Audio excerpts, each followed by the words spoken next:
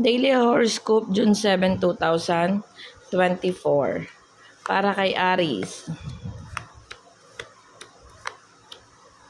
So ngayon, Aries, nakikita ko may maayos naman pakikipagrelasyon o pakikipag-ugnayan sa tao, no? Especially sa mga loved ones natin, no? Nakikita ko rin dito, Aries, na magiging balanse o magiging maayos yung takbo ng pera natin, no? Kaperahan, kailangan lang daw natin kumilos ng maayos, no? Aries, o magpursige lalo na pagdating sa financial, no? Sa mga goal natin, no? Nakita ko rin dito, Aries, kung ano man yung mga pinagdaanan na kaguluhan o sigalot ng mga nakaraan, ito na yung time para magkasundo, no? Ingatan lang daw natin, Aries, yung regarding sa pang-financial, ha? Although maganda ang takbo ng financial natin, pero kailangan mas malaki yung pumapasok kaysa sa inilalabas natin, na Aries, nakita ko kasi dito pang financial, magiging magastos tayo today, no? At mag-ingat daw tayo sa mga bibitawan nating salita, Aries, lalo na sa loob ng pamilya, no? O yung mga kasapi ng pamilya natin, para maiwasan yung kaguluhan, no? Para naman kay Taurus.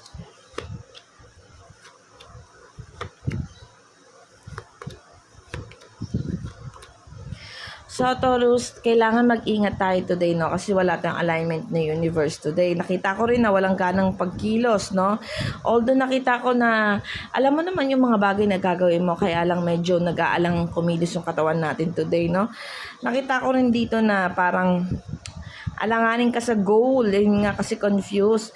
Alanganin ka sa goal mo, kaya pala kahit desidido kang gawin yung mga bagay-bagay na hindi mo naman pinupursige, no? Parang ganon, no? Alam mo yung gagawin mo, kaya lang hindi mo pinupursige.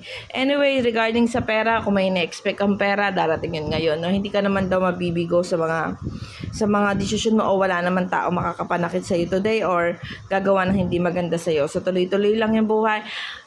Ingat lang tayo sa pagdedesisyon natin, no? Yun lang. Para naman kay Gemini.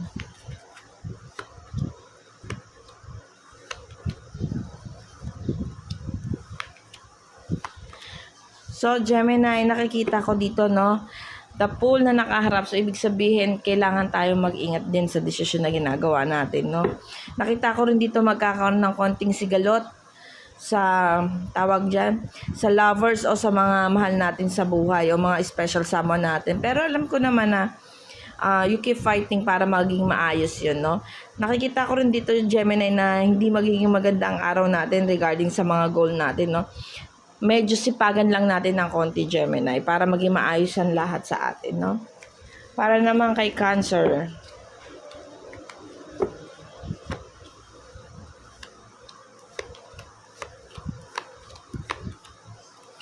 So, Cancer, sa nakikita ko ngayon, medyo confused tayo sa mga bagay na gagawin natin, no? Alam ko na overcome mo na lahat ng pain or yung mga problema na pinagdaanan mo noong nakaraang araw, naging maayos na, no? Kasi bumaliktad na dito. Pero nananatili ka pa rin confused, hindi mo alam kung paano ka magsisimula, hindi mo alam kung ano yung mga bagay mong gagawin, no? Kailangan daw natin i-pursue yan, Cancer. Huwag tayo ma-stuck kung nasaan man tayo ngayon, no? Kasi may guidance naman daw tayo ni universe. So, kung ano yung plano mo, i-go mo lang yan kasi magiging maganda ang resulta niyan. Para naman kay Leo.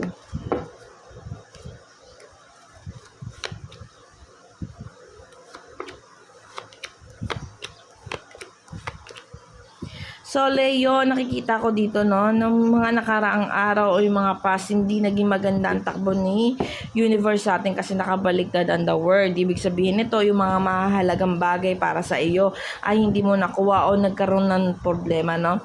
But this time daw, Leo, makukuha mo naman daw yung justice niyan, no? Kahit wala tayong alignment ni universe, basta tuloy-tuloy lang yung paggalaw natin at pagkilos, kailangan daw natin yung para isakatuparan kung ano yung mga mali. At kailangan din natin maiayos kung ano man yung dapat natin iayos. Lalo na regarding sa relationship, Leo, no? Nakita ko sa family, kailangan natin ayusin yan, no? Para maging smooth yung araw-araw natin, no? Punta naman tayo kay Virgo.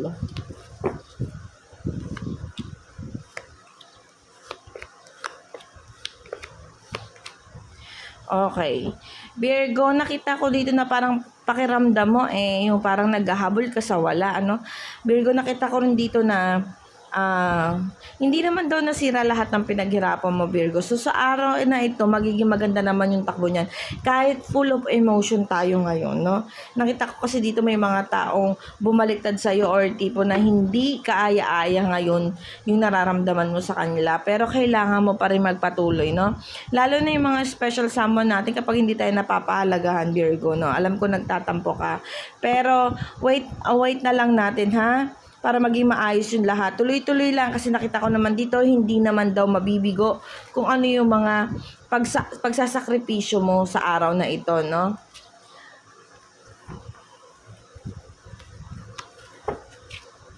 Punta tayo kay Libra.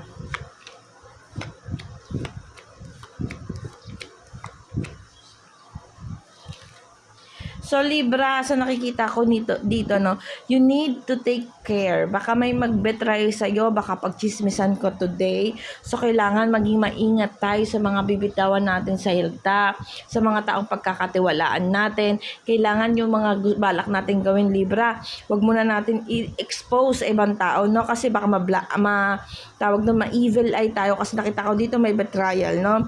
Pag regarding naman sa pera, wala namang problema, Virgo, no. Okay naman yung Libra na pala. Libra, wala namang problema daw sa regarding sa pera, no? Nakita ko naman dito na may tamang pamamaraan naman, sabi dito, no?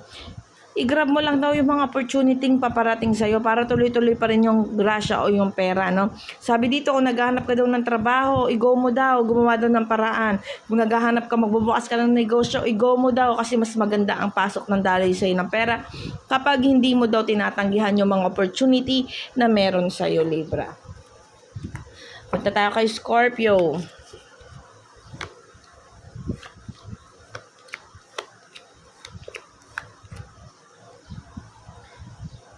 Para naman kay Scorpio, sinasabi dito Scorpio, no, na alam natin yung mga dapat natin gawin, no. Alam din daw natin na tawag dyan, na nakafocus naman tayo, kaya lang talaga yung alignment ni universe ay hindi nasa araw natin today, no.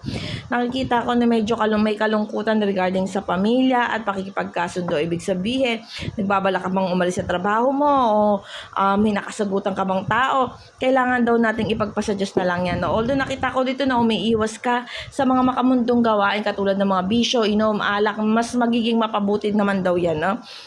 Tuloy-tuloy mo lang, Scorpio, magiging maayos din naman ang lahat. Nakita ko dito naman na may pagsusumikap ka kahit nakabaliktad yung mga cards mo. Ibig sabihin today medyo alanganin tayo. Huwag tayo muna magdedesisyon today, ha? Lalo na yung mga mabibigat na bagay, no?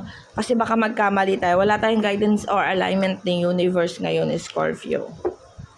Punta naman tayo kay Sagittarius.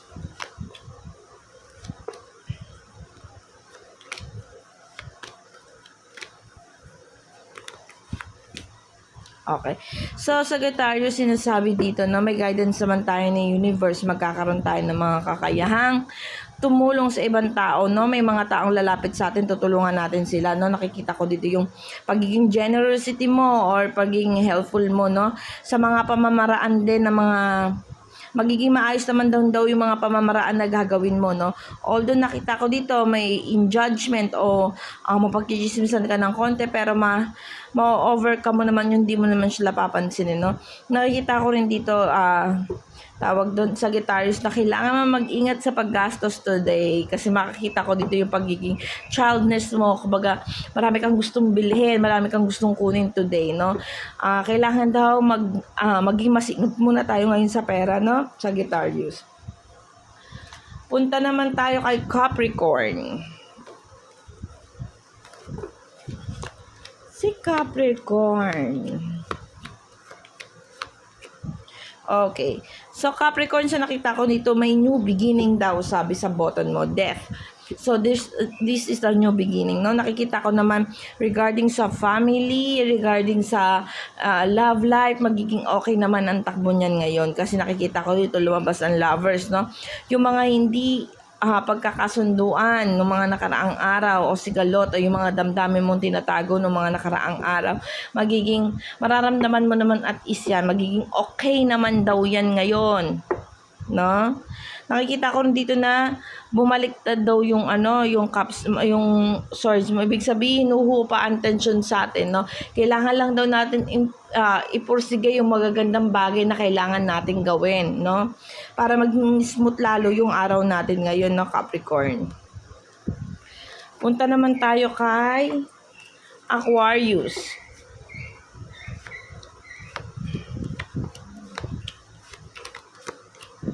Aquarius. So, Aquarius, medyo hindi maganda ang araw natin today kasi medyo may pain tayong mararamdaman today, no? Nandyan na yung mga sigalot o may mga bagay tayong matutuklasan lalo na sa mga lovers natin, no? Maaari din magkaroon tayo ng problema sa mga taong ahead sa atin, no? Or sa mga love life natin, no? Mga special someone natin. Kailangan natin maghinay-hinay sa pagdedesisyon ngayon. At kailangan din nating balansehin yung mga bagay-bagay kung tama pa ba yung mga nangyayari sa atin ngayon, no? Baka may mga matuklasan tayong mga hindi kaaya-ayang bagay today, Aquarius. So kailangan maging matapang tayo today. Wala kasing alignment ni universe ang araw natin today, no? Punta naman tayo kay Pisces.